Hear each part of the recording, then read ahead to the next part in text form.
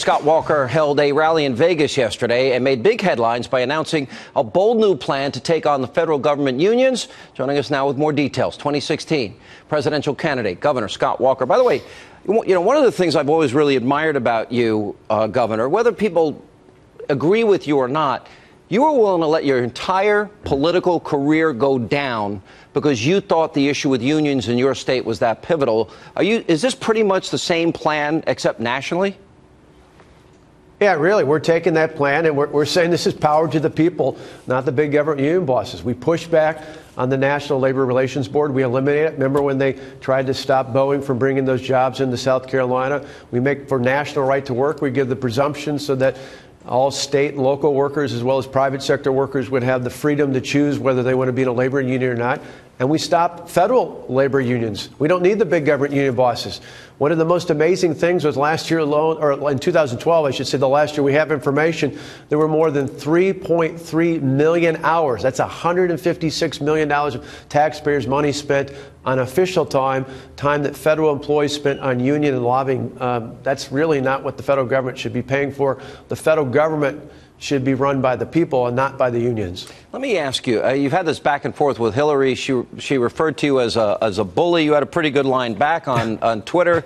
No, you said you're protecting American workers who are being forced to support candidates like you, and you're a proven deceiver in chief. It looks like you're taking your fire to Hillary. And it seems that some other candidates, Rand and Carly and Jeb and maybe Ben Carson a little bit, they seem to be focused on Trump. Is that by design? Oh, we got to go after Hillary Clinton. I mean, she would be worse than Barack Obama, as amazing as that sounds out there. We're going to talk about this on Wednesday as well as the debate. Our plan on labor is really about jobs. I don't think any economic plan is complete unless you talk about moving the federal labor laws into the 21st century. But we're going to talk about the contrast with Hillary Clinton. I pushed back on her. For example, when she came after me on her higher education plan, I noted in one of her tweets as well that while we froze tuition for 4 years in a row at our University of Wisconsin system campuses, she was out charging $225,000 a speech on college campuses. I'd love to have the debate with her. Everywhere in the world that Hillary Clinton has touched is worse off today than before she and the president took office. That's where the real debate is at. All right, so you got 11 people on stage tomorrow. I guess it's scheduled to be a 2-hour debate. Who knows, maybe it goes over a little bit, but that's not a lot of time. So you went through the first debate. What's going to be different this time for you?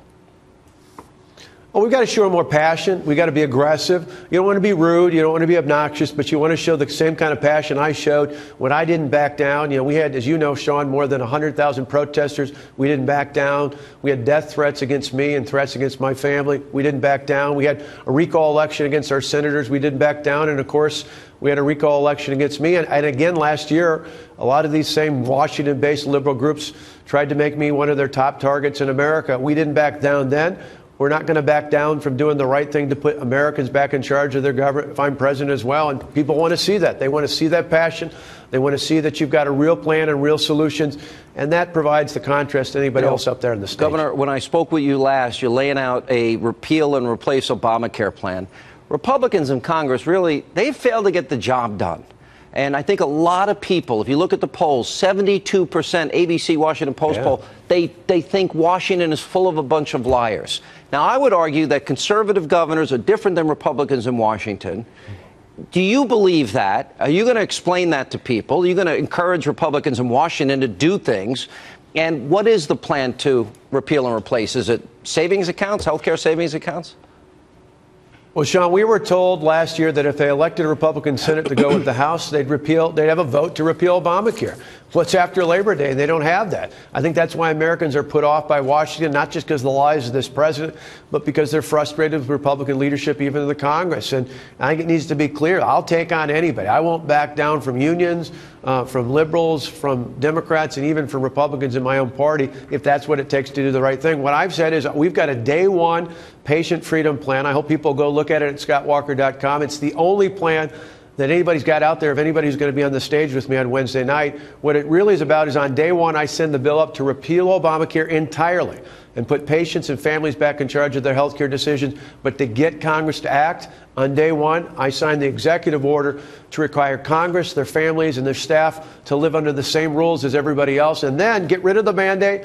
Give people their money, allow them to use those tax credits to go out and purchase their own health care if that's what they want. Give them money for health savings accounts. Let them control and have the freedom to control not just their health care decisions, but their health care dollars. All right, Governor, good luck tomorrow night, and we'll be talking to you in the days to come. Thank you so much for being with us. Appreciate it. Thank you, Sean.